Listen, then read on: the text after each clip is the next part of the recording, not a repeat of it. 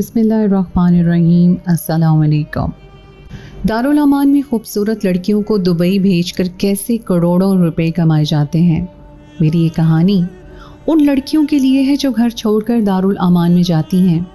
जाने से पहले ये मेरी कहानी लाजमी सुन लेना।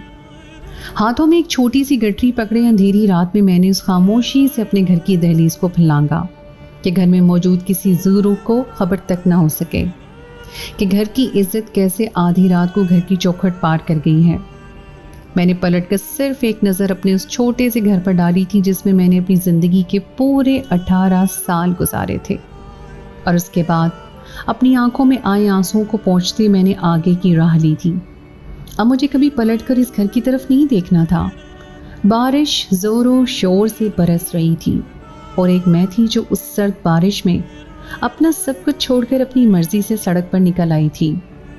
मैं सर से पांव तक चंद सेकंडों में ही भीग चुकी थी और मेरे हाथ में पकड़ी गठरी भी, जिसमें कुछ कपड़े और जेवरात मौजूद थे, और अब यही मेरा कुल असासा थे। कांधे पर लटके मेरे छोटे से पर्स में मेरा मोबाइल फ़ोन गुनगुना उठा था और मैं जानती थी कि ये किसका फ़ोन है।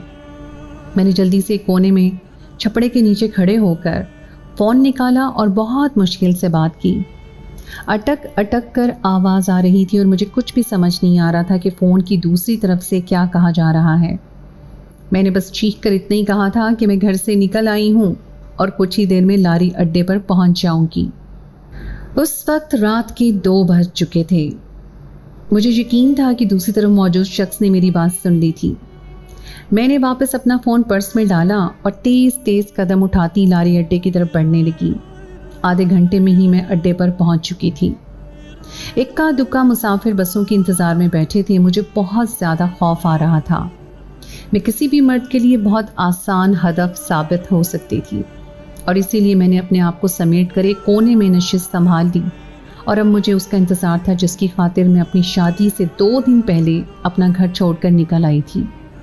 ये फैसला मेरे लिए बहुत मुश्किल था, लेकिन मोहब्बत इंसान से सब कुछ करवा देती है। मैंने अपने घर वालों को खुद रात का खाना बनाकर मोहब्बत से पेश किया था, और वो समझ रहे थे कि ये सब मैंने इसलिए किया है क्योंकि मैं 2 दिन बाद रुखसत होने वाली हूँ। लेकिन दरअसल उस खाने में मैंने नींद की दवा मिलाई थी। सब लोग खाना खाकर अपने कमरों में गए और फिर ऐसे बेहोश सोए कि किसी की खबर ही ना हो सकी कि कब मैं उनकी इज्जत पर दाग लगा कर घर से निकल आई हूँ। ये बहुत अजीब सी स्याह रात थी और बारिश थी कि थम ही नहीं रही थी, और एक एक पल क़यामत की तरह बीत रहा था। बड़ी मुश्किल से मैंने 1 घंटा गुजारा था, और जब वो शख्स मुझ तक पहुंचा कि जिसकी खातिर मैं अब यहाँ बैठी थी, तो मैंने अपना फ़ोन निकाला और दोबारा से उसका नंबर मिलाया। मेरा दिल बुरी तरह से धड़क रहा था। बहुत से वसवसे और अंदेशे दिल में सर उठा रहे थे। मुझे इंतज़ार था कि कब वो मेरा फ़ोन उठाता और मैं उससे कहती कि बस किसी भी तरह जल्दी मुझ तक पहुँच जाओ, लेकिन उसका फ़ोन तो बंद जा रहा था। मैं बड़ी ही बेताबी से हर थोड़ी देर बाद उसका नंबर मिला रही थी, लेकिन फ़ोन मुस्तकिल बंद आ रहा था। और फिर मैंने मजबूरन उसकी बहन का फ़ोन मिला डाला। जो बात उसने बताई वो सुनकर मेरे कदमों तले से ज़मीन निकल गई। मुझे लगा था जैसे किसी ने मेरे सर पर आसमान गिरा दिया हो। मैंने चीख कर उसकी बहन से कहा कि ये कैसे मुमकिन है, ऐसा कैसे हो सकता है। लेकिन उसकी बहन ने अल्लाह हाफिज़ कहकर फ़ोन काट दिया, और मुझे ऐसा लगा जैसे किसी ने मेरी रूह को हज़ारों टुकड़ों में काट दिया हो। मैं दोनों हाथों में सर गिराए बैठी थी और ज़ारो कतार रो रही थी, लेकिन इस बरसती बारिश में ना ही किसी को मेरे आंसू दिखाई दिए थे और ना ही बारिश की तड़तड़ाहट में मेरी चीखों की आवाज़ महसूस हो रही थी। 1 घंटा ऐसे ही गुजर गया था और फिर मुझे एहसास हुआ कि अब अगर मैंने कोई फ़ैसला ना लिया तो ये वक्त मेरे हाथ से निकल जाएगा। मैं अपना घर बार छोड़कर यही सोच कर निकली थी कि अब मैं कभी लौट कर अपने घर नहीं आऊँगी, लेकिन हालात मुझे मजबूर कर रहे थे कि मैं वापस लौट जाऊं। मैं फ़ैसला कुन मराहल से गुजर रही थी, और इससे पहले कि मैं कोई फ़ैसला करती मेरे सामने वो बस आकर लग गई जो दूसरे शहर जा रही थी। मैं बुरी तरह अपने नाखूनों को मुंह में चबा रही थी और सोच रही थी कि मुझे क्या करना है। मैं किसी भी सूरत उस मर्द के साथ शादी नहीं कर सकती थी जिसके लिए मेरे दिल में कोई जज्बात नहीं थे, और जिससे मोहब्बत थी वो मेरे लिए आया ही नहीं था। अगर मैं घर लौटती तो मेरे घर वाले ज़बरदस्ती मेरी शादी उससे करवा देते, और यही सोचकर मैं उस बस में बैठ गई जिसकी मंजिल का मुझे ठीक तरह से पता भी नहीं था। मैं सारी रात बस का सफ़र जारी करती रही और मैं खिड़की के बाहर बरसती हुई बारिश को भी देख रही थी। एक बारिश मेरी आंखों से भी जारी थी और मैं सोच रही थी कि अब न जाने आगे क्या होगा।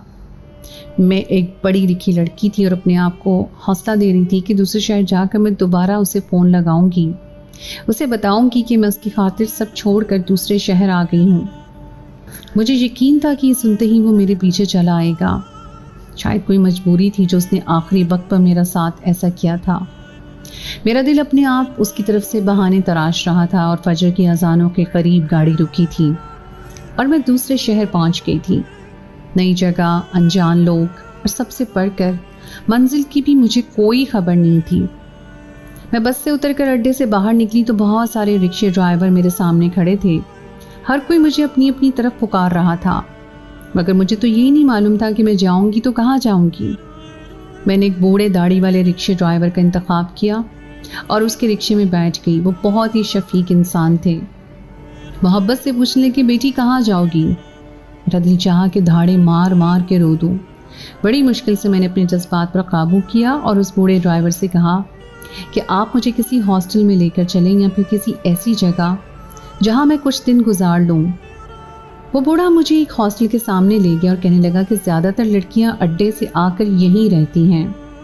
अब देख लीजिए, मैं बाहर ही खड़ा हूँ। अगर आपको हॉस्टल समझ आता है तो ठीक है, वरना जहाँ आप कहेंगी वहीं ले चलूँगा।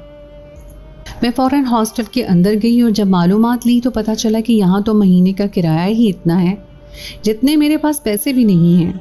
और मैं वापस बाहर चली आई। मैंने उस बूढ़े ड्राइवर से कहा कि मुझे किसी ऐसी जगह छोड़ दे जहाँ मुझे पैसे ना अदा करने पड़ें, क्योंकि मेरे पास फ़िलहाल इतने पैसे नहीं हैं। और फिर मेरे कहने पर उसने मुझे एक दारुल अमान के आगे उतार दिया। मैंने उस बूढ़े ड्राइवर का शुक्रिया अदा किया और जितने पैसे मेरे पास थे सब उसके हाथ पर रख दिए। ये पैसे किराए से काफ़ी कम थे, लेकिन उस बूढ़े ने मुझे कुछ भी नहीं कहा और दुआएं देता हुआ चला गया। मैं अपनी गठरी को सीने से लगाए छोटे छोटे कदमों से उस दारुल अमान में दाखिल हो रही थी। एक ही रात में मैं अपने घर से बेघर हो गई थी, बेआसरा हुई दारुल अमान पहुंच चुकी थी। और ये सब मेरे ही जज्बाती फैसलों का नतीजा था। ये एक बहुत बड़ी इमारत थी। अंदर दाखिल होते ही एक रिसेप्शनिस्ट बैठी थी। जब मैंने उसे बताया कि मैं यहाँ रिहाइश के सिलसिले में आई हूँ तो उसने सर से पाँव तक मुझे देखा और फिर कहने लगी कि मैडम आपसे मुलाकात करेंगी और फिर वही बताएंगी कि आप यहाँ रह सकती हैं या नहीं। ये सुनकर मुझे मज़ीद परेशानी हो गई कि अगर मैडम ने मुझे यहाँ रखने से इनकार कर दिया तो मैं कहाँ जाऊँगी। खैर, कुछ ही देर में मैडम सामने बैठी थी और वो जानना चाहती थी कि मैं कौन हूँ, कहाँ से आई हूँ और दारुल अमान में क्यों पनाह लेना चाहती हूँ। मैंने बगैर किसी झूठ का सहारा लिए अपनी कहानी उसके आगे बयान कर दी, क्योंकि मैं अपना घर छोड़ कर निकली थी। मैडम ने एक गहरी नज़र मुझ पर डाली और कहने लगी कि क्या वाकई आपके घर वालों को हरगिज़ भी इल्म नहीं है कि आप दूसरे शहर पहुंच चुकी हैं और हमारे दारुल अमान में पनाह लेने के लिए आई हैं। मैंने फ़ौरन नफ़ी में सर हिला दिया। मेरी बात सुनते ही उसके चेहरे पर एक धीमी सी मुस्कुराहट आ गई और उन्होंने मेरे सर पर हाथ रख दिया। कहने लगी, फाइका, तुम बहुत ही प्यारी बच्ची हो। जो कुछ तुम्हारे साथ हुआ वो बहुत गलत हुआ। तुम्हारे माँ बाप को कोई हक नहीं था तुम्हारे साथ ज़ोर ज़बरदस्ती करने का। तुम्हें इस दारुल अमान में मुकम्मल तौर पर पनाह दे दी जाएगी। उनकी ये बात सुनकर मेरी जान में जान आई और मैंने शुक्रिया अदा करते हुए कहा कि मैं उनकी हर बात पर अमल करूंगी और शिकायत का कोई मौका नहीं दूंगी। मुझे हॉस्टल के उस हिस्से में पहुंचा दिया गया जहां मेरे जैसी बहुत सारी लड़कियां मौजूद थीं। एक छोटी सी अलमारी और बिस्तर मेरे हवाले कर दिया गया, जो कि आज से मेरा था। अभी मैंने सुकून का सांस भी नहीं लिया था कि एक औरत मेरे करीब चली आई। उसने बड़ी आहिस्तगी से मेरे कान में कहा कि अब भी वक्त है यहाँ से वापस लौट जाओ। ये जगह तुम्हारी जैसी मासूम लड़कियों के लिए नहीं है। उस औरत के अंदाज ने मुझे चौंकने पर मजबूर कर दिया था। उसकी आंखों में एक अजीब सा खौफ था। समझ नहीं आ रहा था कि वो कहना क्या चाह रही हैं और मैंने उसे पूछ भी लिया कि आप ऐसी बातें क्यों कर रही हैं, क्या कोई मसला है। वो बहुत दुख से मुस्कुराई, कहने लगी, मुझे डर है ये ज़माना तुम्हारी मासूमियत को खा न जाए, इसलिए बेहतर ये है कि तुम अपने घर वापस चली जाओ। मैंने नम आंखों से उस औरत को देखा और कहा कि मेरा कोई घर नहीं है, मेरा कोई घर नहीं है, मैं कहाँ जाऊंगी। मेरी बात सुनकर वो औरत हैरानी से कहने लगी, जहाँ से तुम आई हो वहीं लौट जाओ। तुम जैसी लड़कियां जवानी में जज्बात के हाथों मजबूर होकर माँ बाप की छोड़ तो आती हैं दहलीज, और फिर जब वापसी का रास्ता अपनाना पड़ता है तब तुम्हारे पास कुछ नहीं होता। मुझे खौफ है कि कहीं तुम्हारे साथ भी ऐसा ही कुछ ना हो। उसने मेरे हाथों को अपने हाथों में पकड़ा और मुझे मेरे ही हाथ दिखाने लगी। मेरी वो मेहंदी जो एक रात पहले ही मेरी बहन ने बड़े मान से मेरे हाथों पर लगाई थी, वो मुझे दिखाते हुए कहने लगी, देखो ये मेहंदी चीख चीख कर गवाही दे रही है कि तुम दुल्हन बनने जा रही थी और किसी के बहकावे में आकर तुमने अपने घर बार अपने माँ बाप को छोड़ा है, और देखो कैसे उसने तुम्हें यहाँ तक पहुँचा दिया है। बेहतर यह है कि तुम सही वक्त पर अपने घर वापस चली जाओ, तुम्हारे माँ बाप तुम्हारे गम में निढाल होंगे। उस औरत की बात सुनकर मैं बिस्तर पर बैठ गई और मेरे आंसू बहने लगे। कौन मेरे गम में निढाल होगा? मेरे माँ बाप, जिन्होंने मेरी खुशी की परवाह नहीं की। मैंने उन्हें चीख चीख कर बताया था कि मैं किसी और को पसंद करती हूँ, लेकिन मेरे माँ बाप ने मेरी पसंद को तरजीह नहीं दी। उन्होंने मेरा रिश्ता अपनी मर्जी से तय कर दिया और मैं एक अनचाहे शख्स के साथ सारी जिंदगी नहीं गुजार सकती थी और इसीलिए अपना घर छोड़कर निकल आई। उस औरत ने मुस्कुरा कर मेरी तरफ देखा और कहने लगी, तो फिर जिस शख्स को तुम चाहती थी, क्या वो तुम्हें लेने नहीं आया? क्या तुमने उसे नहीं बताया था कि तुम अपना घर छोड़ रही हो? उस औरत की बात पर मेरा सांस सीने में ही अटका था। उसी के कहने पर तो मैंने ये जसारत की थी कि अपने ही घर वालों को नींद की दवा दे डाली थी, मगर आखिरी वक्त पर वो ना आया और उसकी बहन ने मुझे बताया कि वो तो अपने कमरे में गहरी नींद सो रहा है और ये कहकर सोया है कि कोई उसे ना जगाए। मैंने उसकी बहन की बहुत मिन्नतें की थी, लेकिन उसकी बहन ने बार बार यही बात दोहराई कि भाई ने कमरे का दरवाज़ा लॉक किया हुआ है और वह सख्ती से मना करके सोए हैं कि कोई ना उठाए उन्हें। वो आखिरी फ़ोन कॉल जो उसकी तरफ से मुझे आई थी, शायद उसमें वो यही बताना चाहता था कि वो मेरे लिए नहीं आएगा, लेकिन बारिश और सिग्नल की वजह से मैं उसकी आवाज़ नहीं सुन पाई थी। मेरे दिल में अपने माँ बाप के खिलाफ बहुत सारा जहर था और ये जहर उसी शख्स ने भरा था जो मुझसे पिछले 2 साल से छुप छुप कर मुलाकातें कर रहा था, जिसने कई दफ़ा मेरे वजूद को मोहब्बत के नाम पर अपनी हवस का निशाना बनाया था, और जब साथ निभाने का वक्त आया तो वो मुझे बड़ी खामोशी से धोखा दे गया। मैंने अपनी आंखों के आंसू पोंछ डाले और उस औरत से कहा कि नहीं, अब मैं वापस नहीं जाऊंगी, यही मेरा ठिकाना है। वो मेरे हाल पर अफसोस करती वापस अपनी जगह पर चली गई। और फिर मुझे बताया गया कि यहाँ मुख्तलिफ काम करने होंगे। दारुल अमान में रहने वाली सारी ही लड़कियाँ सिलाई कढ़ाई के मुख्तलिफ काम करती थीं और उससे जो भी पैसा आता उसी से उन लड़कियों का गुजारा होता था, लेकिन ये सब वो काम थे जो दिन की रोशनी में होते थे। गुजरते वक्त के साथ मुझे पता चला कि यहाँ तो रात के अंधेरे में भी बहुत कुछ होता है, और उस वक्त मेरे कदमों तले ज़मीन निकल गई जब एक रात मैडम ने मुझे अपने पास बुलाया और एक ऐसी बात कही जिसे सुनकर मेरी रूह फना हो गई। रात के 12 बजे के करीब बहुत खामोशी से मैडम ने मुझे अपने कमरे में बुलाया और कहने लगी, फ़ाइका, तुम बहुत ही खूबसूरत और जवान लड़की हो, कब तक यूं ही तन्हा इस दारुल अमान में ज़िंदगी गुजारोगी? हमने फैसला किया है कि तुम्हारे बेहतर मुस्तकबिल के लिए तुम्हें कुछ अच्छा करते हैं। मैडम की बात सुनकर मैं हैरान हुई कि वो क्या कहना चाह रही हैं। मैं हैरानगी से उनकी तरफ देख रही थी। मैडम ने बताया कि एक बहुत बड़ी कंपनी का मालिक दारुल अमान में पैसे देना चाहता है, लेकिन पहले वो यहाँ की लड़कियों से मुलाकात करना चाहता है, और तुम पढ़ी लिखी हो, खूबसूरत हो। मैं चाहती हूँ कि तुम उससे मिलो, उसे हमारे दारुल अमान के बारे में बताओ ताकि वो हमें डोनेशन दें। मैडम की बात मुझे इतनी ज़्यादा मुश्किल नहीं लगी थी, लेकिन मैडम की आखिरी लाइन ने मेरी जान निकाल दी, क्योंकि उन्होंने बड़ी राजदारी से कहा था कि उसे पूरी तरह खुश करना। अगर वो नाराज़ हुआ तो वो हमारे हाथों से एक बहुत बड़ा चेक चला जाएगा। ये कहकर मैडम ने मुस्कुराकर मेरा कांधा थपथपाया और मुझे बड़े से कमरे में ले गई जो पूरी तरह से फर्निश था, और वहाँ वो शख्स बैठा था जो शायद मेरा ही इंतज़ार कर रहा था। मैडम कहने लगी कि ये आपको हमारे दारुल अमान के बारे में सब कुछ बताएगी और आपको बहुत खुशी होगी। मैडम ने अपनी आंख का एक कोना दबाया और मुझे लगा किसी ने मेरे कदमों तले से ज़मीन खींच ली हो। आज उस मैडम का जो चेहरा मैं देख रही थी वो पहले से बहुत मुख्तलिफ था। मैडम ने धीरे से मेरे कान में कहा कि अगर तुमने शिकायत का कोई मौका दिया तो तुम्हारे साथ वो सलूक करूँगी कि किसी को मुँह दिखाने के लायक नहीं रहोगी। उनके लहजे में मेरी रीढ़ की हड्डी सनसना उठी और मैडम कमरे से निकल गई। वो 50 साल का बूढ़ा मेरे करीब आया और सर से पांव तक मेरे वजूद पर अपनी नज़रें गाड़ते ऐसे मुस्कुराया कि मेरी जान हवा होने लगी। मैं हकलाते हुए उसे दारुल अमान के बारे में बताने लगी थी कि उसने मेरी बात दरमियान से ही काट दी और आहिस्ता से मेरे करीब आकर वो हरकत की कि मेरे सर पर आसमान गिर पड़ा और उसके बाद मेरे लिए दर्द की एक नई कहानी बन गई।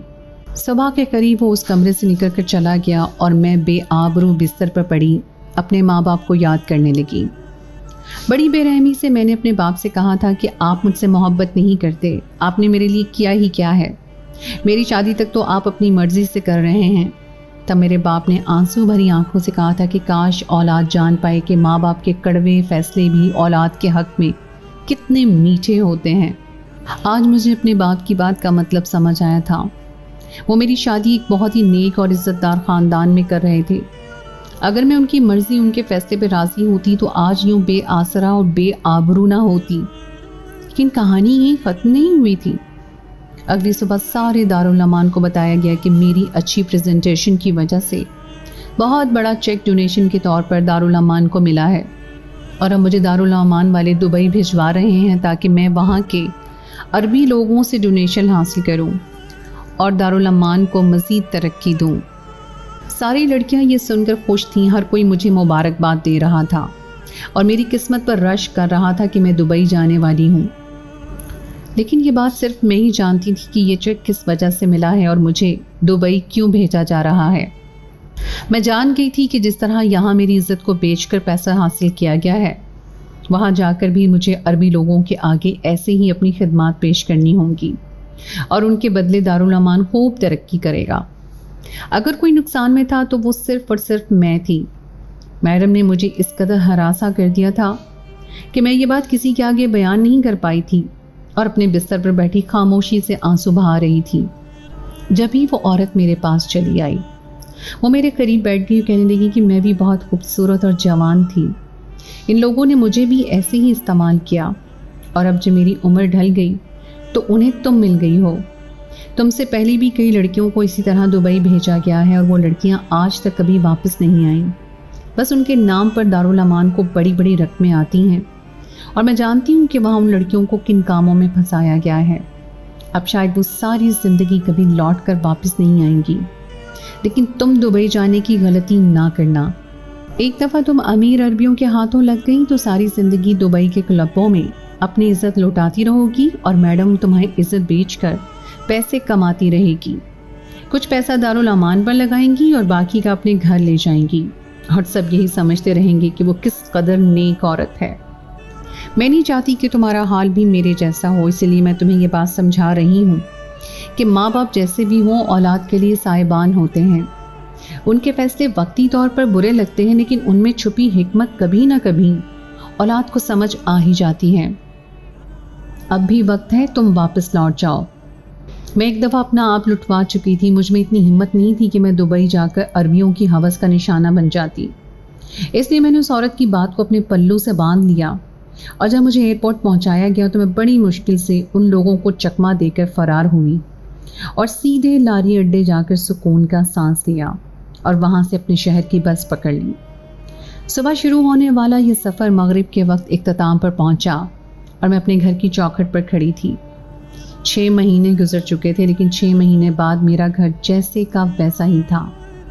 अगर कुछ बदला था तो वो मेरी ज़िंदगी थी। मैं अपने माँ बाप के घर से बाइज्जत निकली थी और अब अपने दामन पर दाग लगाकर लौटी थी। मेरे बाप ने दरवाज़ा खोला तो मुझे देखकर फूट फूट कर रोने लगे और मैं हैरत से अपने बाप को देख रही थी जो उस वक्त अपनी उम्र से कहीं ज़्यादा बूढ़े दिखाई दे रहे थे। मेरे बाप ने मुझे सीने से लगाया और घर के अंदर ले गए। मोहब्बत से मेरा माथा चूमा और बार बार मेरी खैरियत दरियाफ्त की। उनकी आंखों में कोई शिकवा शिकायत नहीं थी, बस फिक्र और परेशानी थी। मैं अपने बाप की इस बात पर हैरान रह गई थी कि कैसे उन्होंने गुजारे होंगे 6 माह और मुझे 6 सेकंडों में माफ़ कर दिया। मैं उन्हें बता नहीं पाई थी कि मैं किस तरह 6 महीने एक दारुल अमान में गुजार कर अपना आप लुटवा कर आई हूँ। शायद वो मेरे चेहरे के कर्ब्स जान गए थे, इसलिए उन्होंने भी कोई सवाल नहीं किया। अलबत्ता दुनिया वालों ने मेरे लिए ज़िंदगी का दायरा तंग कर दिया था। मैं इन्हें घर से निकलना छोड़ दिया था और आहिस्ता आहिस्ता ज़िंदगी पहले से बेहतर हो रही थी। मेरे माँ बाप मेरा बहुत बड़ा सहारा थे और उनके दम से ही मैं दोबारा ज़िंदगी की तरफ लौट रही थी। 2 महीने बहुत तेज़ी से गुजरे थे और सब कुछ बहुत बेहतर हो गया। और फिर एक सुबह न्यूज़पेपर पर फ्रंट पर छपी खबर ने मेरी सारी तवज्जो अपनी तरफ खींच ली।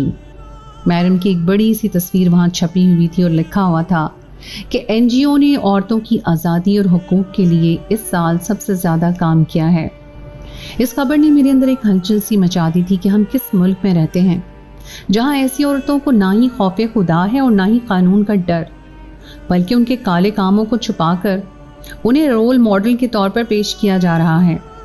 اور ایسی ہی عورتیں میری مرضی میرا جسم والے نعرے کو ہوا دیتی ہیں، اور بھولی بھالی عورتیں ان کے نعرے پر عمل درآمد کر کے نہ صرف اپنے گھروں کو اجاڑتی ہیں بلکہ اپنی عزتوں کو بھی داؤ پر لگا بیٹھتی ہیں، اپنے باپ بھائی اور شوہر کو اپنا دشمن سمجھ بیٹھتی ہیں۔ میں نہیں جانتی کہ ایسے دارالامان اور ان میں کام کرنے والی ایسی میڈموں کو سزا ہوگی یا نہیں، ایسے دارالامان کے لیے کوئی قانونی کارروائی اور چیکنگ کا عمل کبھی ہوگا بھی یا نہیں، لیکن میں اتنا ضرور کہنا چاہتی ہوں کہ لڑکیوں اپنی عزت کی حفاظت خود کرو اور اپنے ماں باپ کے سائے کو چھوڑ کر جلتی دھوپ میں اپنے آپ کو آبلا پا کرنے کے لیے گھر سے نہ نکلو۔ یہ دنیا سوائے دھوکے کے اور کچھ نہیں، اور ماں باپ سے زیادہ یہاں کوئی مخلص نہیں۔ تو دوستو، یہ تھی میری آج کی کہانی۔ امید ہے آپ کو آج کی کہانی پسند آئی ہوگی۔ کہانی اچھی لگی تو اس کو لائک ضرور کیجیے، اپنے دوستوں کے ساتھ شیئر کیجیے، اور اگر آپ نے ابھی تک میرے چینل کو سبسکرائب نہیں کیا تو اس کو فوراً سبسکرائب کر لیجیے، ساتھ میں لگی بیل آئیکن کو بھی پریس کر دیں تاکہ آپ کو میری آئندہ آنے والی کہانی کا نوٹیفیکیشن بر وقت مل سکے۔ اگلی کہانی تک کے لیے مجھے دیجیے اجازت۔ خدائے پیمان۔